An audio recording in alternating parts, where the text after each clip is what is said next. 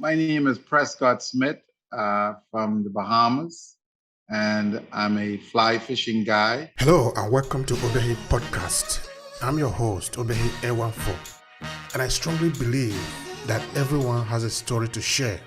Now let's get started with this episode.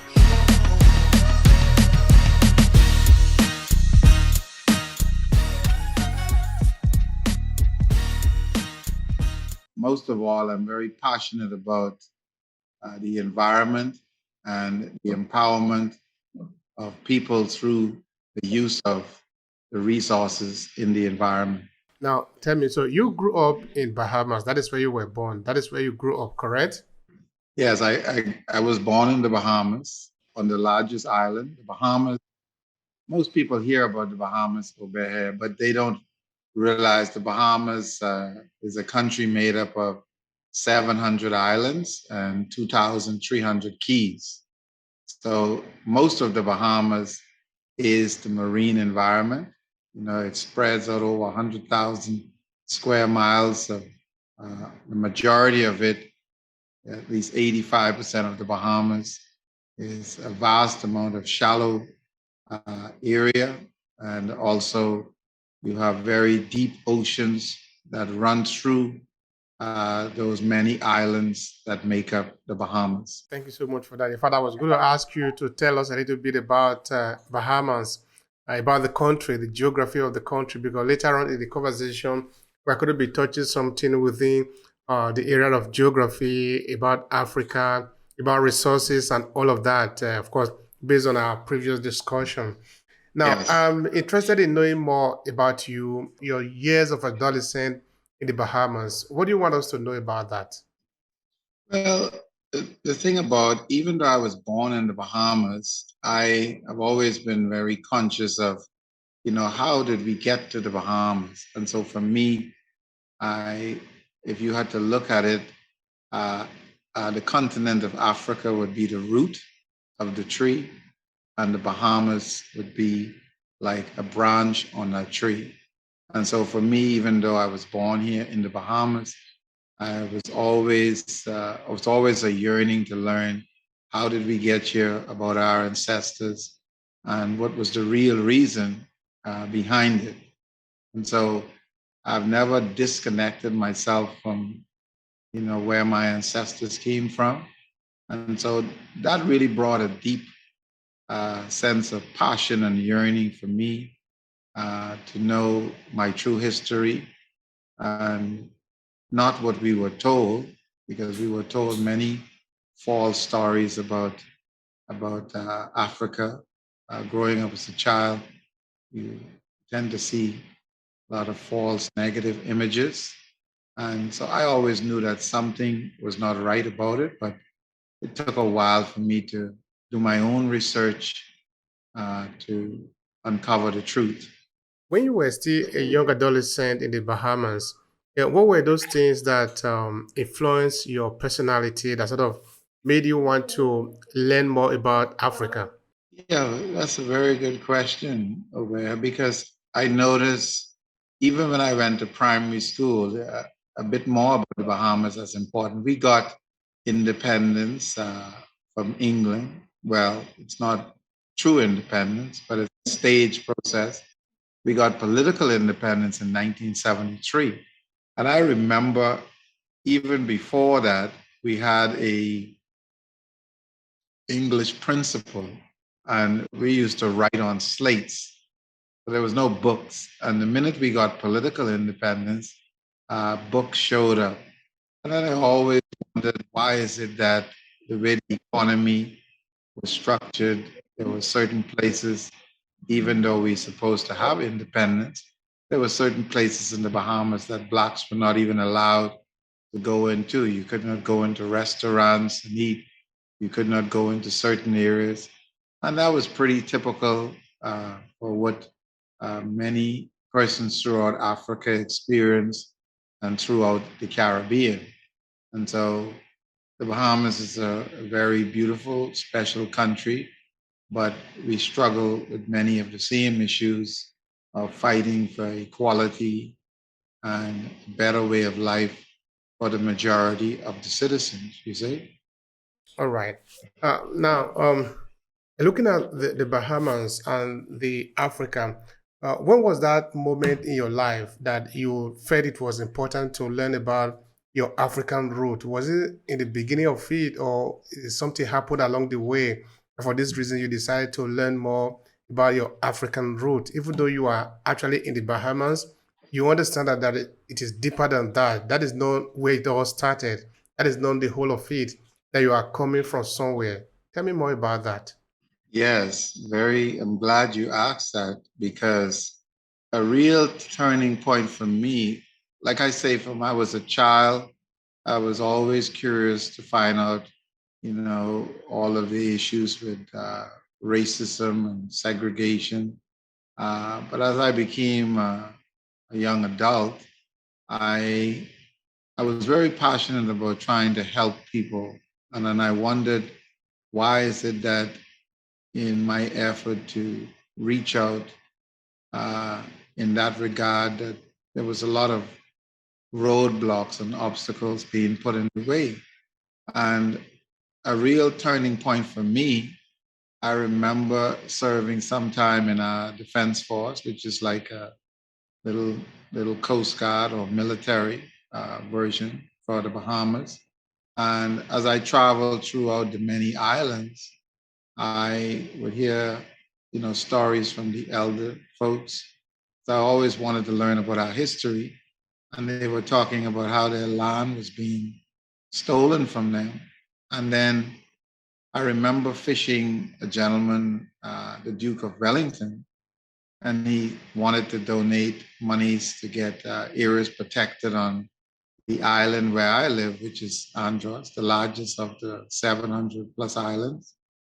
But when I went to the headquarters of the organization that was in charge of so called conservation, I noticed that these were all colonial families. And I was still confused. When I looked at all the names, it started to come back to me that these were some of the names that I would hear on the various islands, that their land was being stolen from them. So I said, I'm thinking about conservation, about empowering people, but the history of these individuals was just the opposite.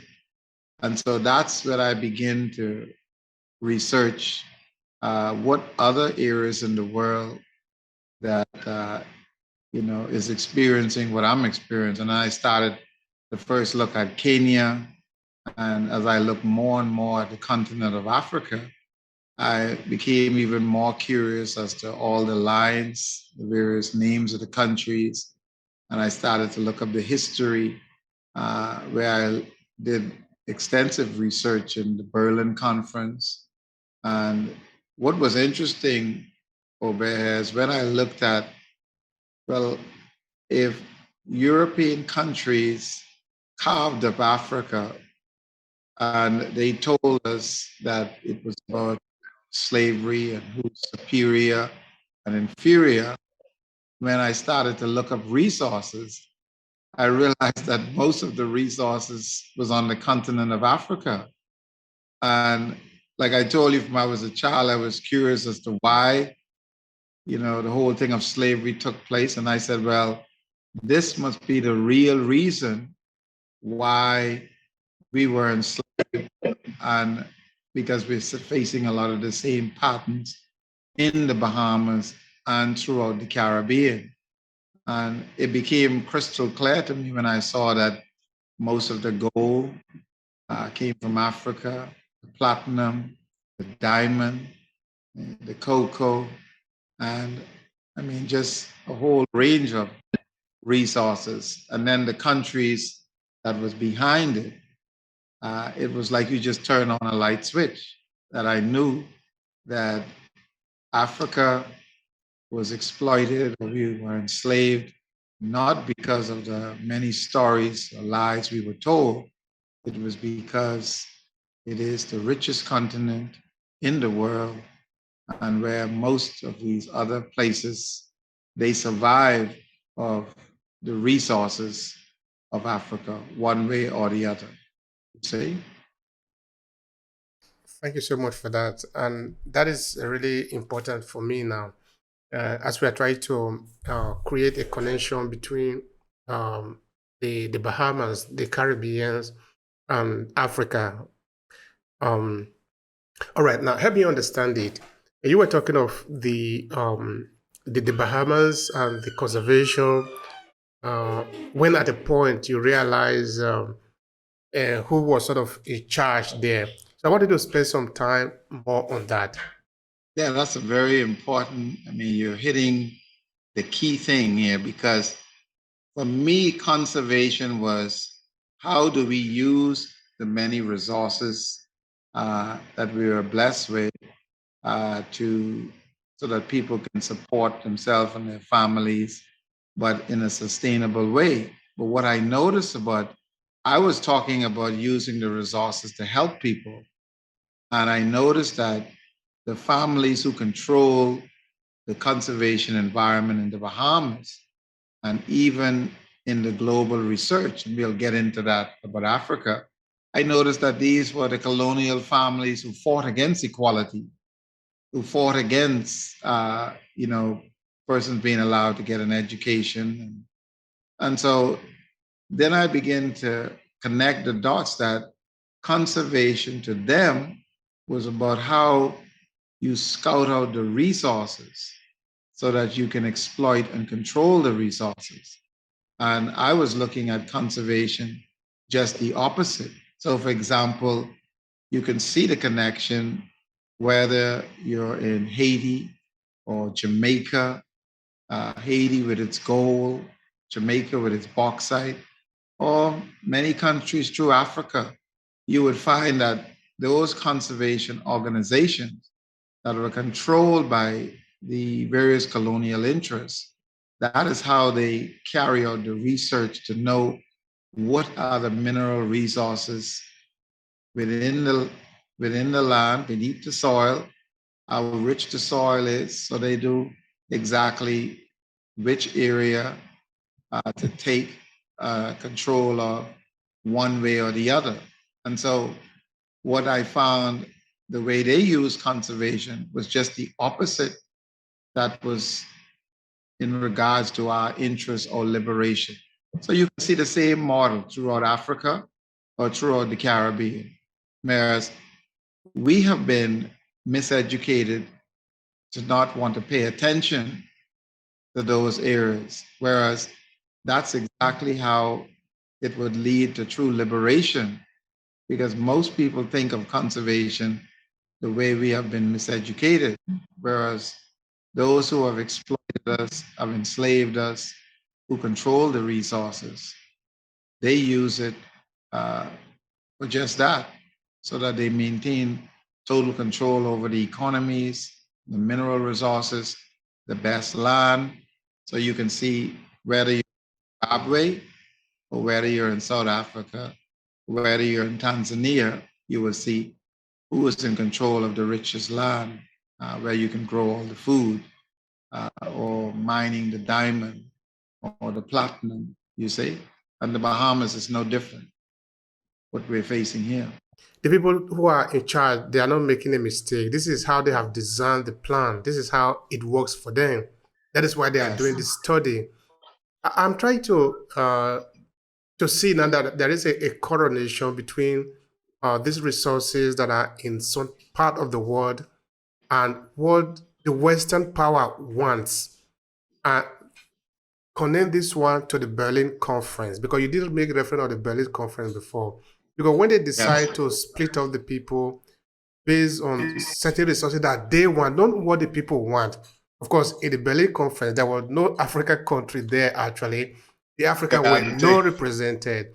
So the African people couldn't decide what was going to be their future. This is a future that was decided for them, and they have to Yes. uphold it.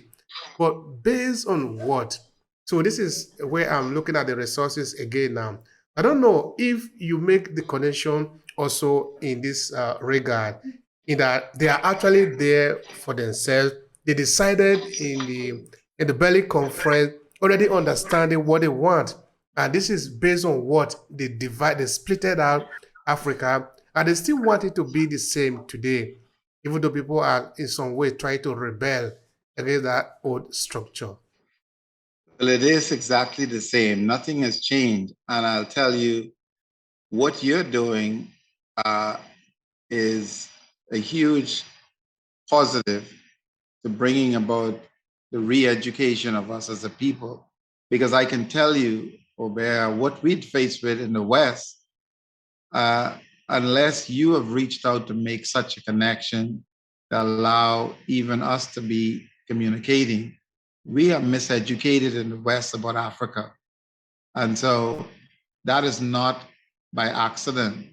The average person whose ancestors from the continent, we are shown images of lots of negative about the continent. Again, when you think of the model of conservation, I find it is this very same thing. They're scouting out the resources all over the world. And, you would see these various organizations raising incredible amount of monies. Say they're doing this in Africa, they're doing this in the Bahamas, and very little of the benefits end up where it can really impact or empower local people. So it's the very same model. Uh, it is just the Berlin Conference that has kind of changed new set of clothing, but the model is the very, very, very same.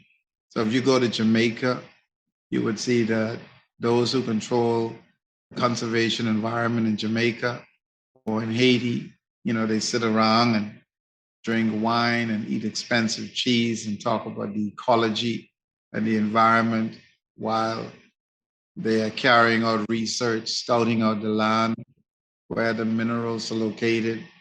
And most of it is to the detriment of ever truly empowering the local people. Yeah. All right. Now, because I'm trying to understand conservation from your old terms, I want you Mhm. to talk to me about that. How was conservation supposed to be approached, other than how we have been educated that it should be approached? It's a very good, right? Conservation in the interests of Africa and its people all over the world. It's exactly the opposite of the way we have been miseducated about it. So, for example, just want to share a few additional things about the Bahamas that most persons, I grew up here believing we just had sun, sand, and sea because the way tourism is marketed with big hotels and cruise ships as our industry, of course, it was only meant for us to, you know, maybe serve in the restaurant, uh, not not even to eat in the restaurant, or you make up the bed, or work in the industry at a certain level. So I found, I remember fishing a female astronaut. She was an American, and she said, Prescott, the the U.S. government is aware that you have the largest mangrove nursery system in the entire Western world. Now, what was interesting about that was during my time in the Defense Force, I remember we would board commercial fishing boats that would come poaching from Dominican Republic, from Honduras, from Cuba, from the United States. And so it all made sense to me right away, except when I tried to bring the information forward about the true wealth of the country, I found that those who were controlling conservation tried everything to block it from being shared with the average citizens. So then I realized that it's not by accident that those who sat at the Berlin conference with such a mindset, why they are so determined to continue to control conservation, because conservation to them is preserving the status quo that maintain their total control and dominance over the resources, the best land, and it's never to our interests.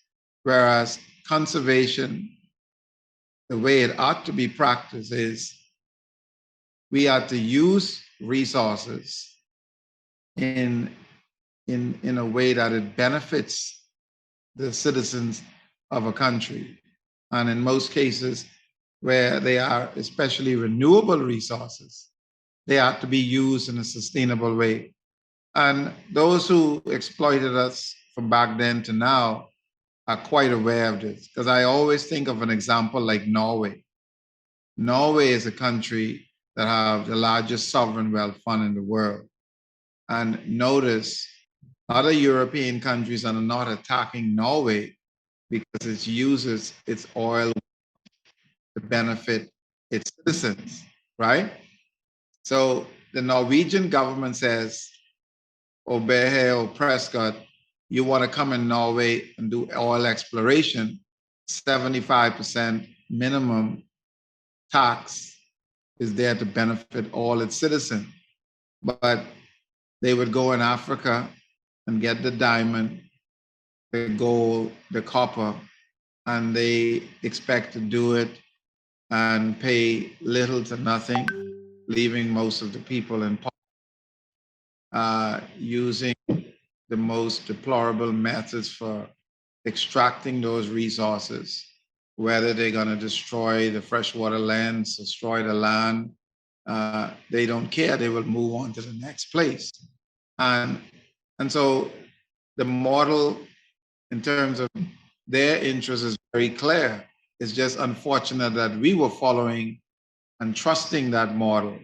And I had to learn this the hard way because I was excited to share the information I'm sharing with you about the Bahamas, the largest flats area of its kind in the world, the largest mangrove nursery system in the entire Western world.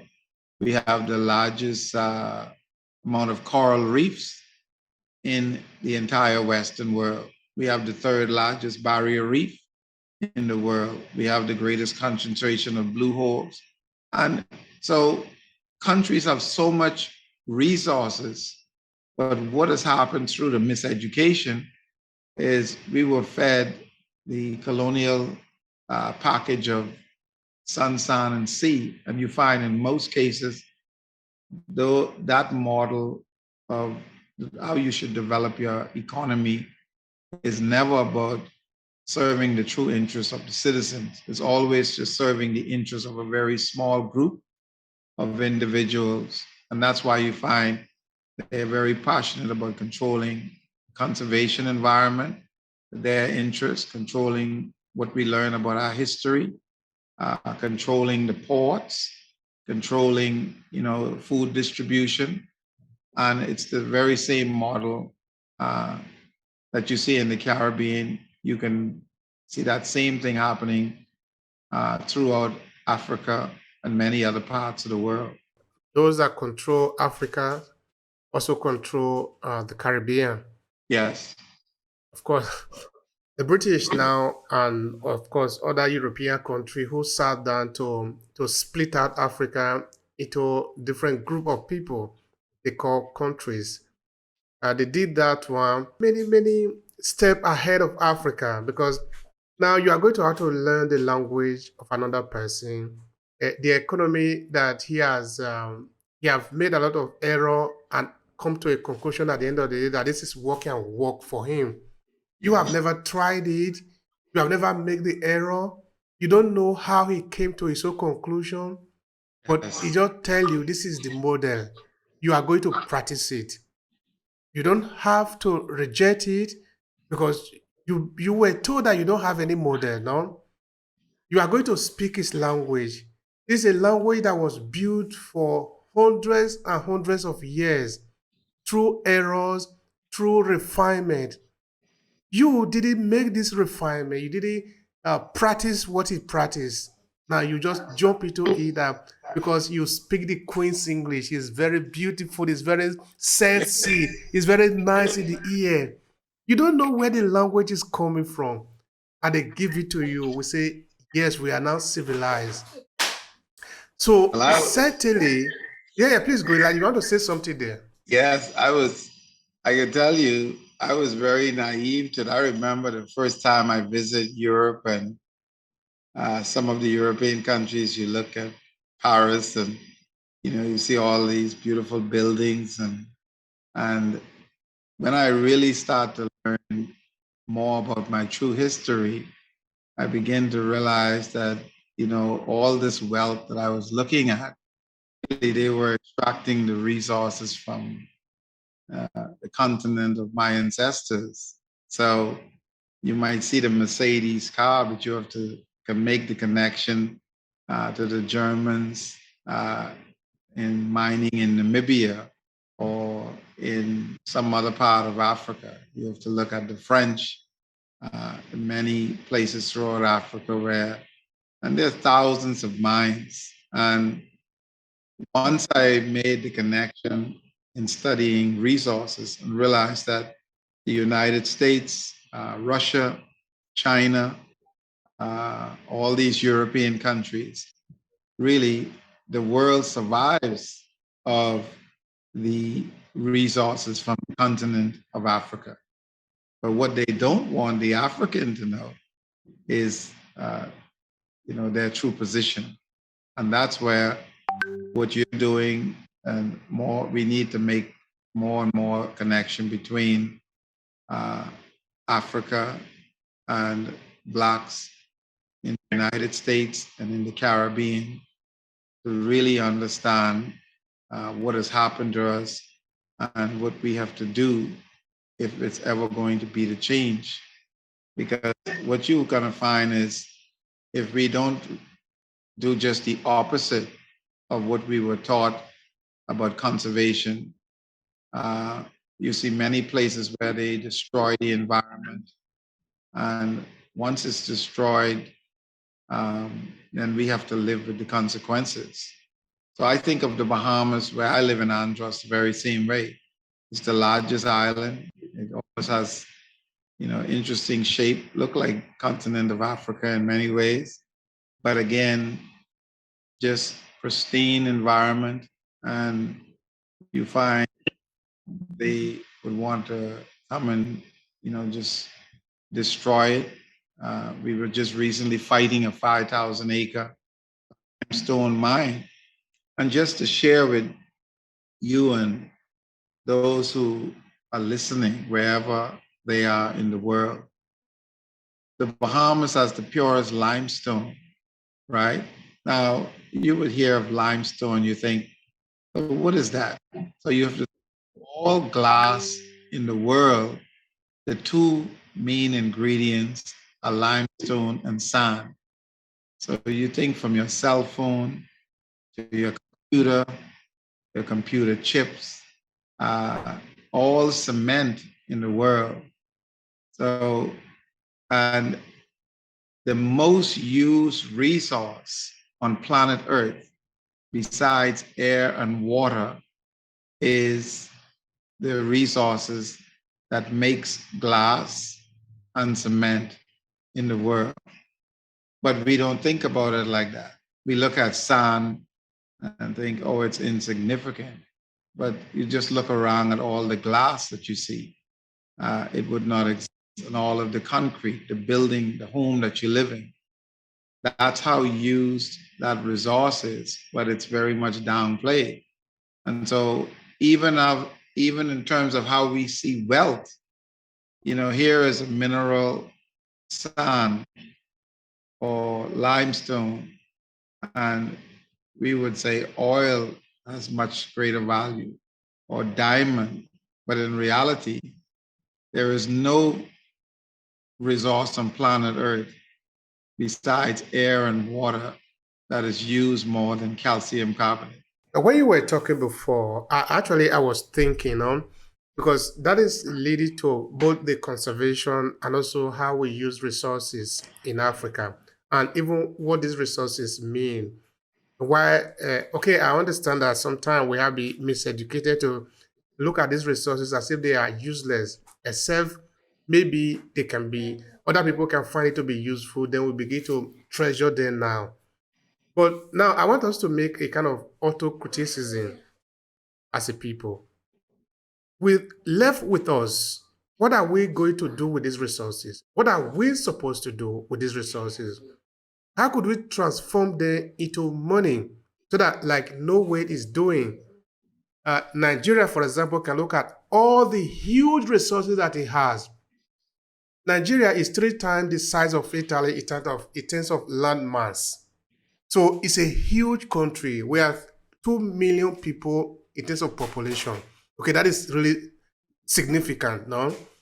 But in terms of the land that we occupy, a great proportion of the Nigerian land is not really occupied as it were. So if we were to be saying, maybe it's overpopulated, no, it is not overpopulated. It's just that we haven't really dispersed the people the way they're supposed to be in the land. Because most of the land, nobody is really living, it's just empty land. But empty land in the sense of how we look at it, if we go inside the land now, we see that there are resources in it. Are we able to extract the resources and use it for ourselves without somebody coming to intervene and take the resources, and then we will complain that they take the resources from our land? That is the question. Yes, very good question. Let's look at even the open spaces, because what we might say, well, it's wasteland. Africa, when you think of all of the nature, the animals, all of those things, just like us, require certain space. But if you look back in history, how we were not allowed to study geology, and there was a reason why Europeans didn't want us to study these things, because when it comes to knowing what the mineral resources are, we need to learn in the soil. All of those things is critical for us to know. And I'm just sharing this with you, exactly what we face here in the Bahamas, where the average person, including myself, we grew up being totally miseducated. Like I said, I grew up believing we just had sun, sand, and sea.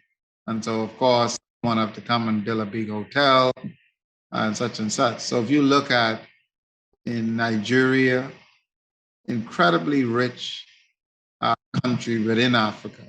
As a matter of fact, there's so much wealth in Nigeria, the resources can eliminate all the debt in every Caribbean country combined. But like the Caribbean, does the average Nigerian know what is in that red soil, the bauxite, and what is produced from those resources? So first of all, we're misled to think, oh, it's only sand. Oh, it's only red dirt. And we don't see Boeing that is producing the 747 jet from the aluminum or all the special alloy. So first, it is to educate. We have to get more of our people, whether they be in Nigeria, in the sciences, in engineering, geology, and we have to have policies, structures put in place where the resources of a country are truly there to benefit all its citizens, because they're very crafty. Notice, while Norway uses resources for all its citizens, Europeans might come into Nigeria or the Bahamas or South Africa and cut private deals where they pay off a few politicians. And of course, the resources are exploited. A few people enrich themselves, but the country overall doesn't really benefit. And that's why our way out, in terms of how we look at conservation and establishing in the country, carrying out a thorough survey of what are the resources in the country, and putting in sovereign wealth fund structures, which is clearly written where all these mineral resources are there to benefit the citizens. And once these things are put not just in side deals and corrupt practices, as we see, but truly written in stone, where if you want to extract that oil from Nigeria, if you want to extract the diamond, if you want to extract the gold, if you want to use the rich arable land, that's growing all the mango and the grapefruit that is shipped at the stores in Europe, you know, what kind of partnerships are these? Are the locals being empowered in the process, or is it just there to benefit? We're just there to serve the labor. For all of these, you can see the very same model. You can see the blacks in the diamond mines in South Africa, and they can barely, support their families. And you can see Bahamians working in the mines in the Bahamas, or in Jamaica, or in Haiti, or in Trinidad, in Belize. It's the same model, you see. And what these countries all lack, they don't put in the policies, the systems in place like you would have in the United Arab Emirates, like you would have in Qatar, or you would have in Norway at the end of the day, you say? Yeah. I like the part that look into our responsibility as a people. The reason I usually stress on that is the European, the Westerners who are interested in African resources, for which reason they have been there and they will continue to be there. They are not tired of it. They have their own strategy, and they are devising different strategy all the time to make sure that they get more and more of it. The reason is that Africa is so rich, it's blessed with a lot of resources. Every part of the world need it. If we look at it from there strategically, it means that no solution is going to come from Europe, from the West, or not even from China. The only solution to salvage Africa is going to come from the African people, and this is going to be costly. But it's the only way they are going to save themselves. This is why I always think that we must spend more time looking at how we can come out of this quagmire instead of the European, because they are not going to stop. They are always looking for a way to tighten in more. Yes. So tell me more about how can we get out of this problem? Because nobody's coming to help us. No, you with that. And I only think about the solution, and that's why I say I've studied this all over the world for over 30 years, and I remember reading a book.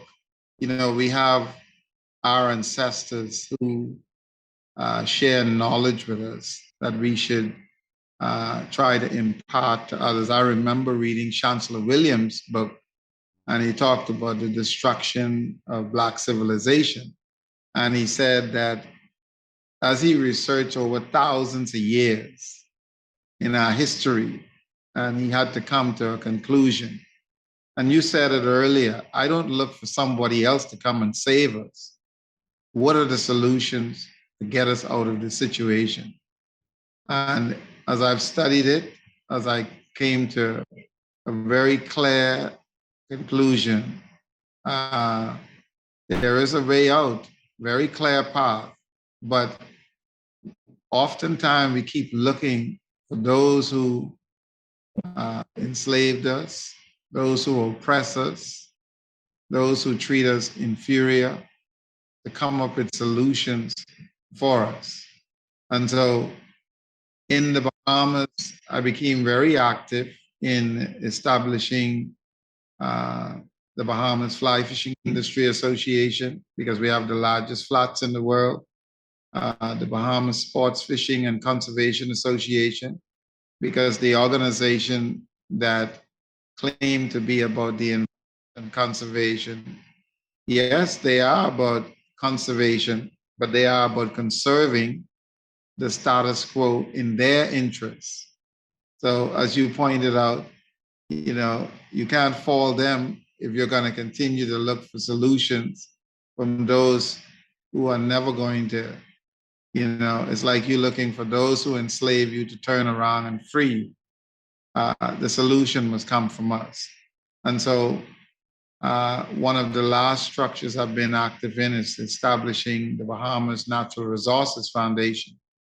And I think if countries where whether you're Nigeria or South Africa, is to establish sovereign wealth fund, and it has to be written in a way where all these mineral resources are there to truly benefit the citizens. So it doesn't matter if Germany comes in, China, Norway, and you form the partnerships. They cannot be where it's business as usual and they continue the exploitation. It has to be, if you want these resources, it has to be fair trade, and it has to be able to benefit the citizens. Because, the countries all around the world, you do need each other, whether they're getting resources from Africa or we're importing stuff from other parts of the world. But for example, in my research with chocolate, I grew up, I eat a Snickers or I eat some M&Ms. And when I started to look and see where most of the raw material comes from, in two countries in Africa. And I didn't know that. Like most Bahamians don't know that. Most people in the Caribbean don't know that. And so what Africa has to do is, start to produce your own chocolates, you trademark, give them names, and then we start to trade and do business with each other. So we always have some middle person, whether they be from, England, Germany, France, and they're extracting the resources from these countries, and most of the profits is taken away, and we end up getting the crumbs and carrying out most of the remedial tasks, the hard labor. And so it has to be that way forward, because you already know, if you see the same pattern for 200 years, 300 years, 400 years, and now 500 years and more, it's never going to change until we make the change. And I'm not just saying that I've studied it. I remember we were fighting for a fly fishing legislation here, having the largest flats in the world. And all of these companies from the United States, from Canada, the colonial families in the Bahamas, every single one of them was just bitterly fighting against us. And why were they fighting? Because we were putting forward a model that was about empowering ordinary citizens. And what I noticed from that whole exercise, as I pointed out to you, I said to the head of the US Embassy, came to visit me, he said they were getting thousands of letters written about this Prescott Smith. So I asked him, I said, here it is. These resources are used by over 50,000 yachts that come and fish in our waters from the United States. I said, the Dominicans come and poach lobsters out of the waters of the Bahamas, Honduras, Cuba, all of these countries. And I said, here it is. I'm fighting for a model of conservation that will protect these resources so that generations unborn will be able to benefit. But yet I am being labeled as the enemy. And here's the question I asked him. I said, all of these persons of European ancestry that are fighting me, because all I'm seeking to do is that ordinary people should benefit outside of this typical status quo. I said, name me one country in the world where Europeans have ever gone and treated the locals with equality. And when I asked him that question, he paused I said, you can tell me another model of conservation if you think that I'm doing something wrong, but just name one country where Europeans have ever gone in the world and treated the locals as equals. Europeans came into the United States, the Native Americans, many of them, the majority are living on reservations. They came into Central America, South America, genocide. They came into Africa, into the Congo, over 100 million Africans. We know there's much more than that. The military wars all through Africa so that the big corporations could continue to exploit the resources.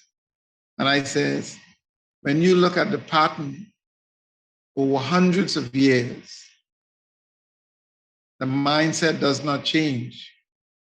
Now, you will have exceptions in terms of allies, but that's an exception.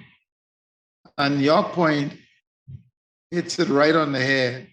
We must look for solutions to get ourselves out of the situation. Because I like when we are trying to find a solution outside the proposal that might be coming from Paris or London or Washington. Because those proposals, it will be counterproductive if those proposals were to work. Because it will mean giving the bullet to the man who is going to shoot you. The Europeans are too intelligent to do that. So any proposal coming from Vatican or from Paris or from Rome or from Washington is not going to save Africa. Africans must know this. The only proposal that can save African people must be designed by the African people based on their tears, on their suffering, on their joy, on their love, based on what they want in this world. And they must be ready to walk the walk. Yes, but we have been deceived by that because even myself, see, I am not too proud to say, Obehi, if I was ignorant to something. I didn't know any better. And I just, I looked at it and say, our governments from Africa and the Caribbean, they go to these conferences every year. They're traveling all around the world. And they notice that the economies are becoming more and more in debt. And I'm like, do you really think those who have oppressed us? And I'll give you a clear example of this. Think about it. I heard our Prime Minister speaking the other day at the United Nations, and it was proud to hear a Black leader standing up, because the Bahamas was blacklisted again. And notice they always use the word Black if it's going to be negative, right? I find even that interesting. So they said blacklisted. Now he pointed out, if you can have thousands of mines in Africa that have been controlled by Europeans for hundreds of years, taking all the gold, the platinum, the copper, the bauxite, the oil, the manganese, the silver, you need the resources. And Switzerland, Belgium, Luxembourg, all of these places, London, where they have been banking up trillions of dollars, and they are not blacklisted because they've been stealing all the wealth. And yet countries like the Bahamas or the British Virgin Islands, what they call these offshore banking, and they're constantly being put under pressure. But yet the European countries that have been stealing resources from Africa for hundreds of years, they're not blacklisting themselves. That should show you that when they're stealing the money, it's not really stealing in their eyes. When you are fighting for equality to get what is rightfully yours, that's the problem. And so sharing that to show it only backs up your earlier point. We're looking for solutions that come from a direction that we've given persons hundreds of years, and you see the same pattern. You should know at the end of the day, are we going to try it for another 400 years or another 500 years? It's never going to happen. The solutions have to come from us. And like I told you, because I've studied it, these mineral resources all over the planet, and before I came to this conclusion, I had to be very clear. Geography was always my passion. And so when you look at the continent of Africa and you look between 30 degrees north and south of the equator, and you can go straight around the globe from one part to the next, and you would see most of the mineral resources is in that continent. It is the largest landmass when you spin the globe between 30 degrees north and south of the equator. And what I find that's interesting is Europe is completely outside of that zone. So don't expect those who are extracting. Imagine me, Obehi, if I'm a vampire extracting your blood, and I know that if I'm not able to get any more blood from you, I'm going to be in trouble. And you're going to expect the solutions to come from those who are maintaining and getting their wealth from Africa. And now China comes along, oh, we're your friend, Africa. They might not be coming in with the gun, but they're only coming in for one reason. And Chancellor Williams said this again. No one reaches out to the African other than to extract or take. Even when you hear of all of these aid to Africa, you must look and say, we're giving $1 trillion away for somebody to send back $10 worth of aid to Africa. We're giving $100 billion away in resources for someone to donate $10,000 back to Africa. And that's the same thing that you see over and over again, all through the Caribbean. And the Bahamas is no exception. We have resources here, ships that come from all over the world. And there's not a single ship that has paid the dollar in environmental tax, even though container ships, cruise ships, oil tankers, mega yachts, sports fishing yachts, you name it, sailing yachts, all through the beautiful waters of the Bahamas. Whether they're dumping their sewage, dumping their bilge, and this is happening all through the Caribbean. And yet our leaders continue to go to these, global meetings with their handouts and following the same model, borrowing money from the IMF, borrowing monies from the World Bank, and yet they're getting all their monies from us. They're getting it all from Africa. Africa is the lifeline to the entire world in my study of resources. And I can say this in front of the United Nations. In South Africa, there's more platinum in South Africa than all the countries on the planet put together. Don't even come up with a third of the platinum.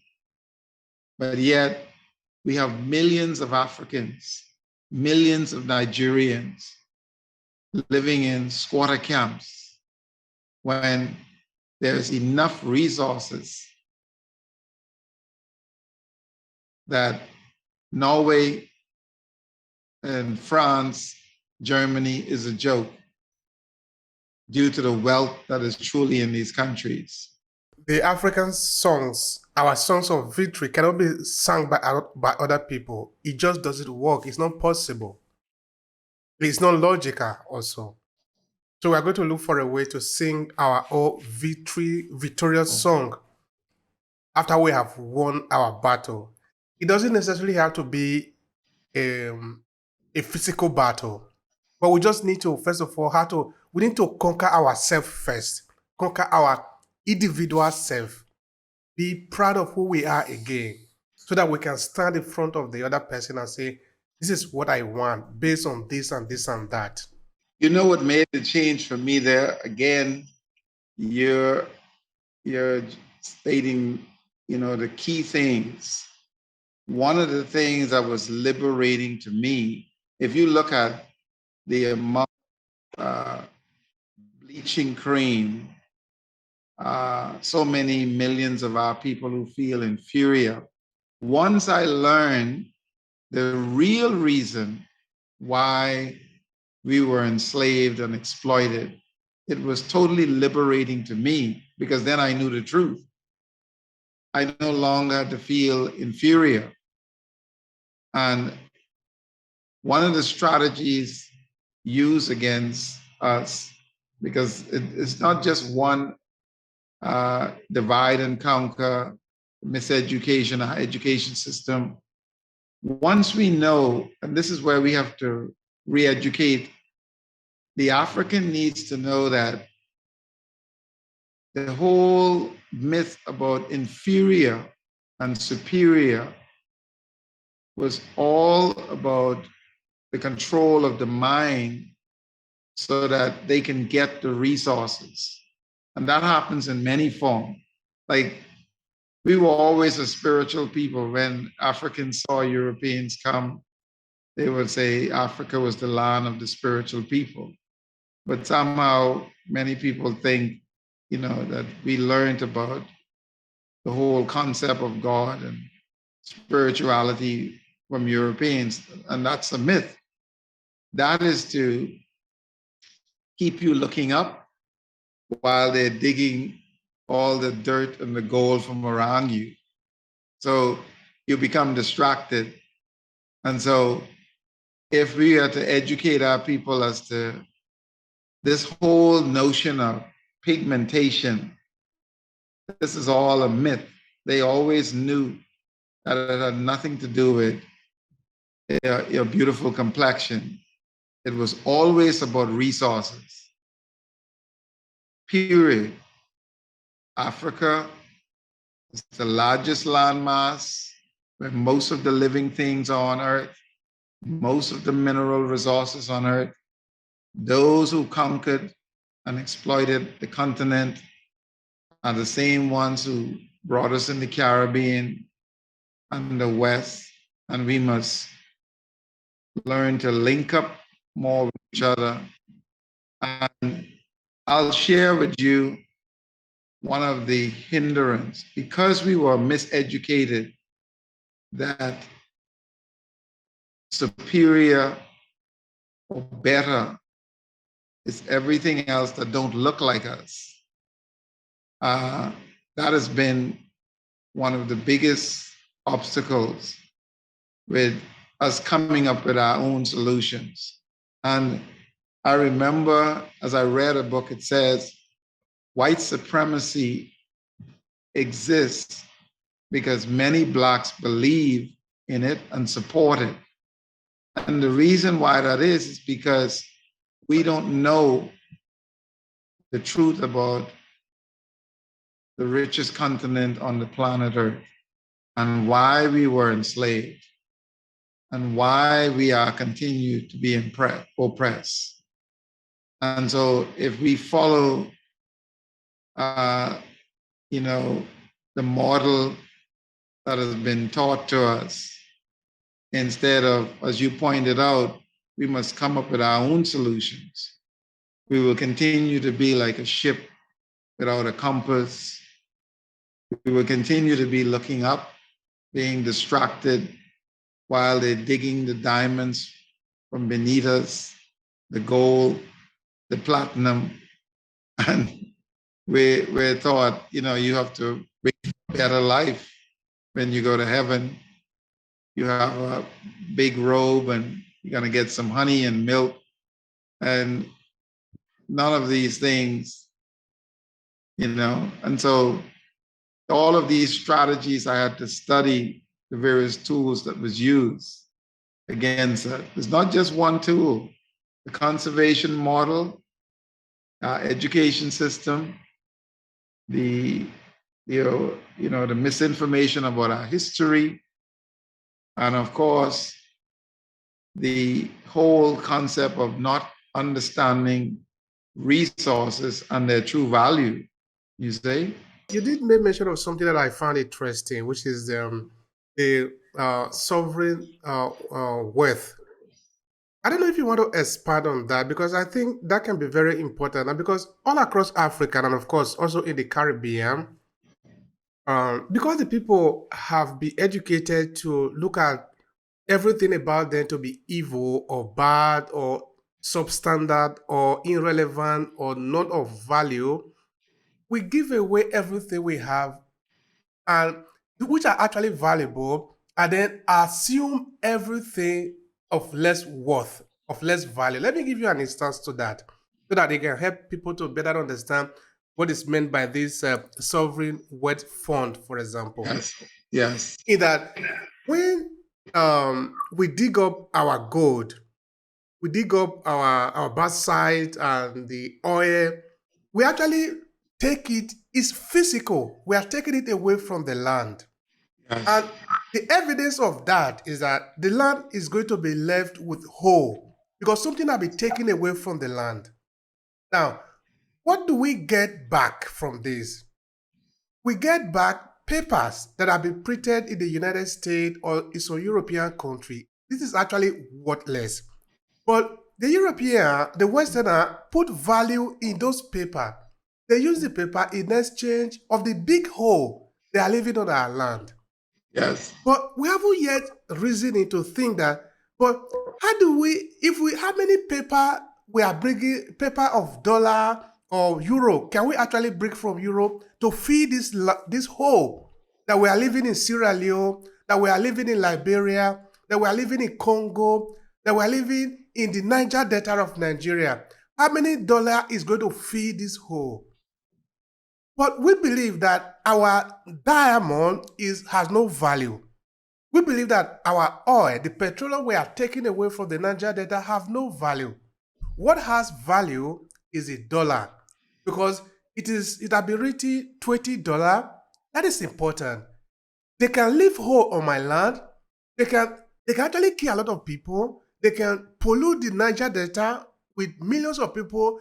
Their farming have been destroyed.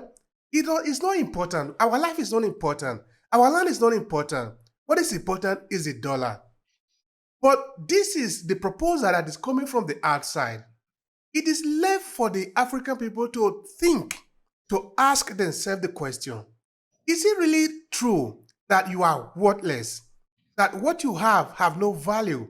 Now, another way to flip this around is, if maybe in Congo, they print the Congolese money and they go to the United States to buy a car that is made in the United States, they are not digging a hole in the United States. They are just buying a car that has been produced with the money that has been printed. The United States government or the economy is set up is not going to accept those money. They will still say that money is worthless. Yes. So we haven't put value on who we are and what we have. So I come back to the question again. The sovereign wealth fund. How could this be of use for us in making sure that we can put value in what we have, like Norway are doing? That is the key thing. And I want to explain that, first of all, a sovereign wealth fund, it isn't just putting in a policy that says if you're going to sell mineral resources or oil from Nigeria, a percentage.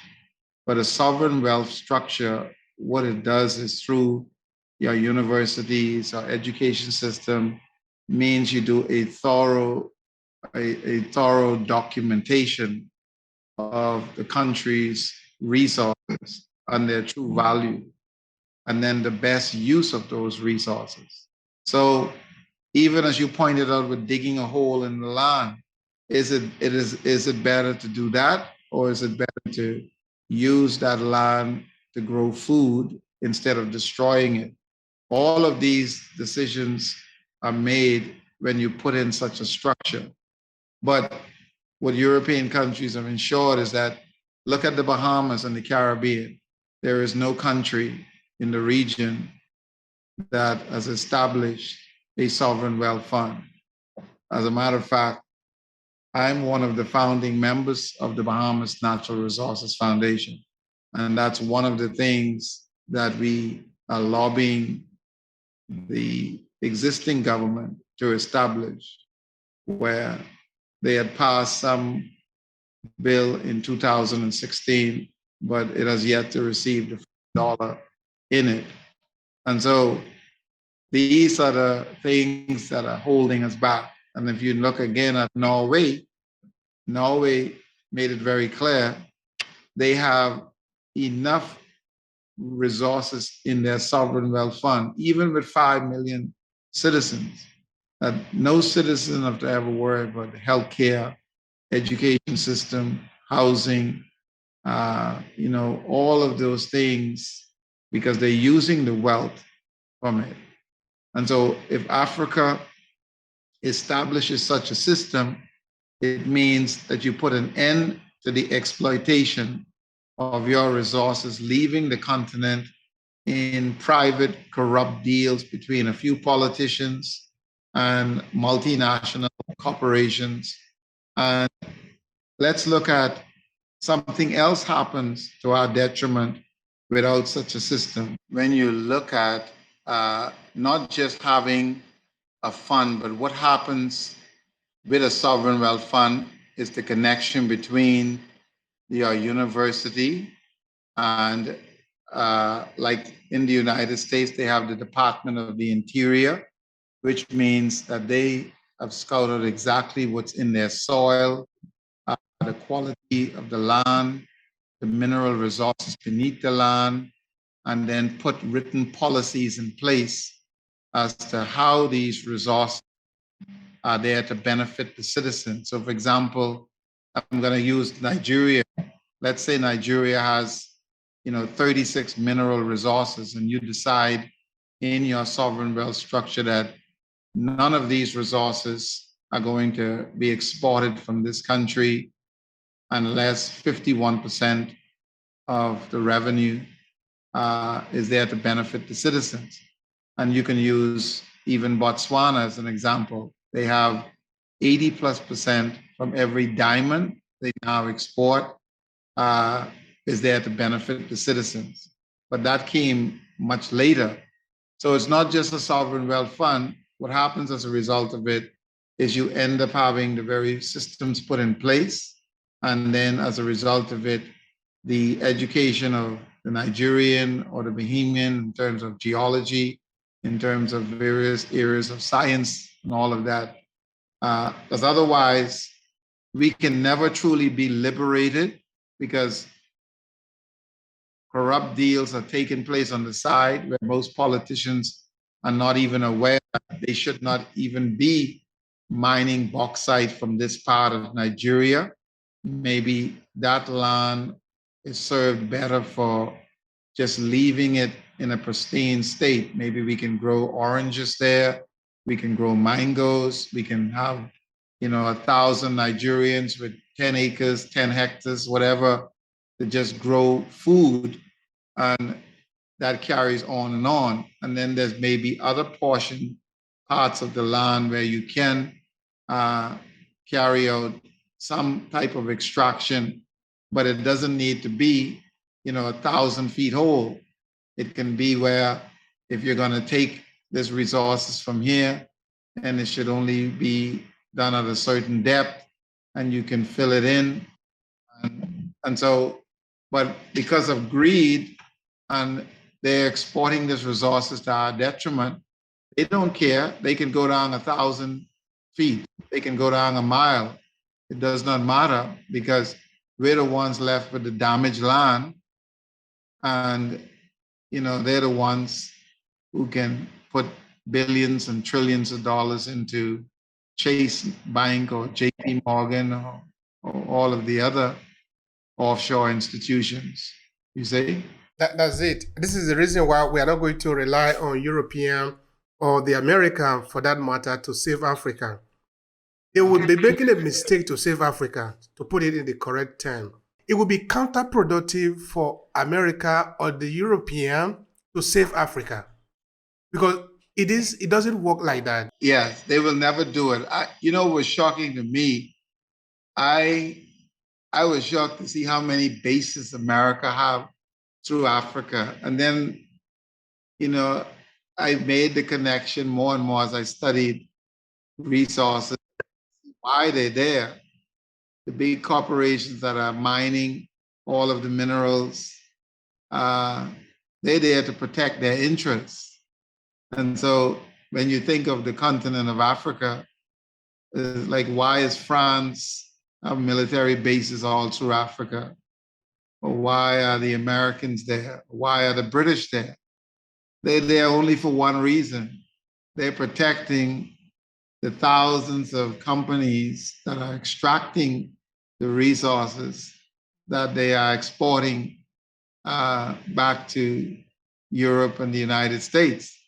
And those resources are never done or exported where it's in the interest of Africa. There's an interesting book I've read called Open Veins of Latin America. And I don't know if you remember when Obama was president and Chavez walked up to him and gave him a book called Open Veins of Latin America. And it's 300 years of the rape and pillage of South America, Central and South America. And exactly what we went through, our ancestors in Africa. And a lot of it is the disconnect, where if we sit here in the Caribbean or in the West and don't realize that Africa went through the same experiences hundreds of years that what we're dealing with now, or if we sit there in Africa and don't realize hundreds of years of exploitation that took place in Africa. Same thing took place in Brazil, in Ecuador, in Argentina, in Bolivia, and the list goes on and on. And what was it always about? It's always about resources. So whenever I hear, some world leaders say something about Africa, I watch the BBC and they start talking about Sudan. I was like, okay, what are the resources in Sudan that they're really after? But they're giving us another story. Oh, the civil war in Sudan, or the civil war in Kenya, or the civil war in Ethiopia. And all you have to do is find out, what are they fighting over? Who is fueling it? And you can track it right back to the resources. Whether they're in the Niger Delta, they're going to show you the military fighting with each other, but they're not really going to tell you it's over all that oil in the Niger Delta. See, that's the part that we don't get. The same thing is happening over here in the West. I'll give you an example of Haiti. I saw a lot of our brothers and Haitian sisters and brothers die when I was in the Defense Force. And people think Haiti, they just show you the poverty and the people suffering. No different than a little place could be a village in South Africa where you can have 500,000 people in a shanty town, right? But what they're not telling you about all those gold mines in Haiti and the granite and the rich agricultural land, the coffee, the the cocoa. You go to Belize, the same thing. You go to Brazil, very, very rich countries. And those who have the very same mindset of exploitation, oppression, maximum profit, very same model. So I am never fooled when I hear about just the military aspect of things, the civil unrest, because I always know that what is behind it is some resources and those who wish to control them. So maybe you are talking to Africans now, like-minded Africans who should think differently. Because at the end of the day, we Africans, as the one that are continually shooting ourselves on the foot, that is why we are where we are. Because if we have organized ourselves, when you organize yourself, nobody coming from outside can take you. It is difficult to conquer a people. But when a people do not love themselves, do not like really stand for themselves, even the blowing wind can blow you as a people. That is where we are today. It's not only because I'm not saying Europeans are not strong, but they're not really that strong to just keep Africa the way we are, like living corpses. That is how we appear, like living corpses. They drag us anywhere they want us. Imagine they tell you what you should call yourself. Imagine they tell you when you die, this is where you need to go. Imagine they telling you you need to hate yourself. That is like living corpses. That is how Africans appear. And we, as Africans, are the ones that are even helping them to perpetuate this ignorance. Because we believe it is the truth. This is what it means to be living corpses. But say that, for example, we have understood that we need to stand our ground. It will be an exchange. They don't have anybody to exchange with. That is why they are just running Africa and running Africans like babies, like little children. Because as little children, you don't have any blame. You cannot be held accountable for anything. But when we grow up, they will know the boundary that beyond that they cannot go. If they go, that is a consequence. And the consequence is going to be severe. They cannot do that one to the Russians. You see what is happening between Russia and Ukraine, no? It's not that the Europeans do not have military to go and start fighting Russia. But they cannot take that kind of step. Here's what I would say to every African on the planet, but I am saying this to every African on the planet, knowing that if every person in China was listening to what I'm saying to every African on the planet, and every European on the planet was listening to this message, the African need to know this. There is no place on the planet in terms of mineral resources is as rich as the continent of Africa. Most of the living things on earth and most of the resources are on the continent of Africa. And notice what I said, if every African, every Chinese, every European was listening at the same time, no Chinese or European can prove what I'm saying is wrong. So the African needs to know that we were enslaved, we were exploited, and we are oppressed and marginalized because those who survive of Africa knows at the end of the day the methods and systems they have used. And that's because of how they're thinking, not how we think, not the way we think. Because if you think of humanity, we've always been a people willing to share at the end of the day. But They're thinking that if the African recognize their true position, that maybe they might be treated the same way they treated us, which is not the case.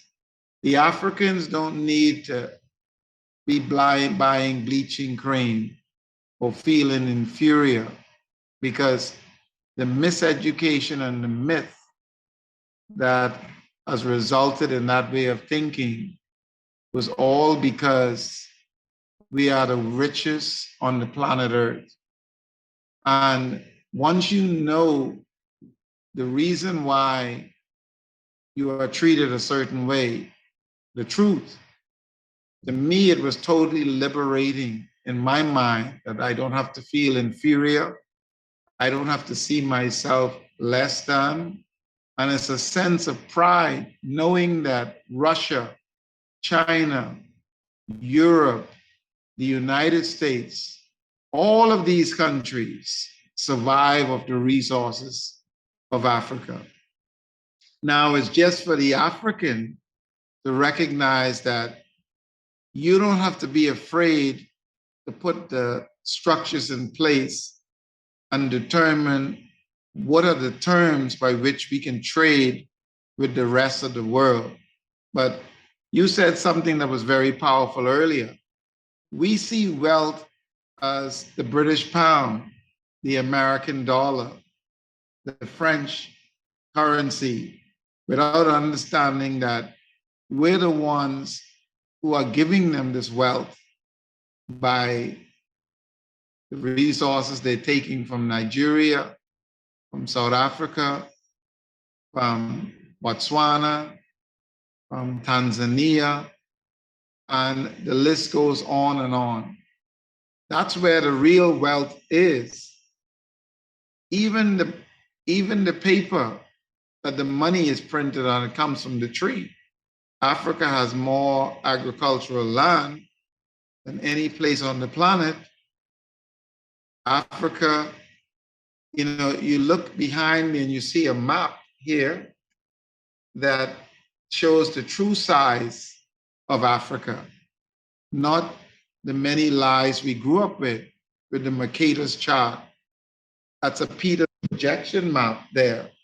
And you can see China, the United States, all of them can fit in the continent of Africa.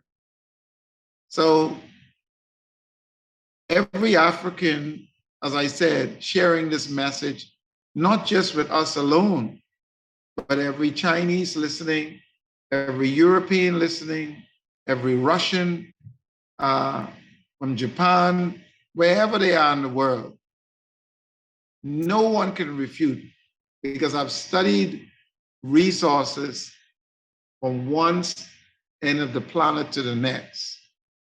And Africa, the world survives of Africa. So imagine if we stop spending billions of dollars buying bleaching cream to destroy our skin because we feel inferior. We could be investing that money in science and engineering and growing food and solar technology. So that is where we are as a people, the miseducation. And see, I understand, I sympathize it because, like I said, I grew up in the Bahamas. I see the issues all around the Caribbean, in the United States. Imagine in the US, 400 years of nothing but tyranny in the US in terms of the average Black. They went from lynching to Jim Crow to, slavery. You go to Brazil, it's the same story. What was it all about? Resources. Most people know, Obehi, that more Blacks was brought to Brazil than the United States in this part of the world. And I live here, and I had to learn that when I started to study my true history. More slave ships came from the coast of Africa, and they were taking them down to Brazil. I recently came from a fly fishing guide exchange in Belize. They had guides from Cuba. And because I study resources all over the world, I could see the same pattern. The mahogany, the British took many blacks into Belize. They stole the land from Guatemala, and we were cutting out all of the hardwoods. They were growing all of the, you know, cocoa, coffee. But I was also inspired to see. I met a black couple in Belize that had their own chocolate factory, as professionally packaged as anywhere, any chocolate operation in the world. So we just have to re-educate our people. And what you're doing, it's a huge part of the process, because I find the disconnection between us in the East and the West is what hurts us the most, because we sit over here with false perception about Africa. We sit over here in the Caribbean, in the United States, there's a disconnection, in Central and South America. And really, when you think of having not just a billion blacks between the continent of Africa and the Caribbean and Central and South America, we are a powerhouse unto itself. And when you think of the age limit of the average African, the youth, Europeans are much older. It's like they are begging people to have, children and so forth, like that. So we need to learn to trade and network with each other more, and also to get this type of education out there. I would love an opportunity where we have an opportunity to do this again, that you can show them some of the information where people can really see it. Because when I saw it at first, I used the term like Stevie Wonder and Ray Charles would be able to see it. It goes off like a light switch, where you can see where all of the teak in the world comes from, the coffee, the cocoa, the diamond, the platinum. The world survives of Africa, but Africa is not benefiting from its many, many resources that is keeping the economy of China going, the United States, London. When you look up some of the mining companies, their headquarters is in London. And I grew up thinking that, the Queen, you hear of London gold, and there's no gold in London. They got it from Africa. But we grew up thinking that England had the gold. We just didn't know. And the more I learned about the royal family, I had less regard for those things, because I realized they're no more royal than you or your mother, because really they get all their wealth from us. But we celebrate, and that's part of the brainwashing. Absolutely, absolutely. Anyway, that second part of it, we are going to have time to be able to show them some graphic, the one that we have prepared. So, of course, we are coming to that. All right. So, conclude today's conversation. What would you like to say as a final thought to sort of conclude the conversation in a way that people can have something to go home with? Yes, I would. Like I said, the transformation for me mentally was recognizing the root of why we were miseducated and to feel inferior about ourselves, which is all a myth. It's knowing that we are the richest on the planet, and everybody prefers to know that except the African. And even when we know it, as you pointed out, our mistake is looking for solutions from. And so we have to save ourselves. The solution we have right among us, and to re-educate us about our true position on the planet and put in the policies, systems in place that are really going to make a difference at the end of the day. And like I told you, true conservation is when the resources of a country are used to benefit the people of that country in a sustainable way. And when you think about it, our ancestors showed us this in Africa before we started digging all these holes and poisoning the land and destroying it. We lived it. We weren't starving.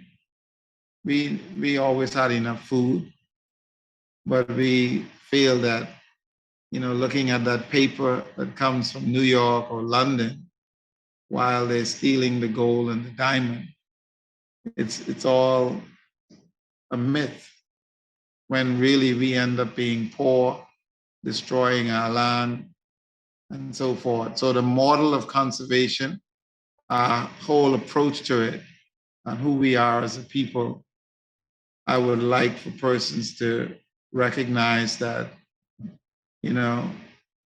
this is special. Having that melanin to deal with the sun is nothing to be ashamed of. It's truly a blessing to know that we are the richest on the planet. And, the exploitation, the enslavement of our ancestors and the oppression is nothing more than because those who would like to continue and we deal with the consequences of it, but never truly the benefits. Yes, that's what I would like to leave with those who are listening. Thank you so much. I appreciate it. It's been a pleasure listening to you. There is a lot here, and of course, it's not the end of it. This is just the first part. Of course, the second part, we're going to have more time to dig even deeper in this Yes. in this conversation. Thank you so much. I appreciate it. Yes, looking forward to it. Thank you so much. If you enjoyed this podcast, make sure you subscribe so you never miss any of our future episodes.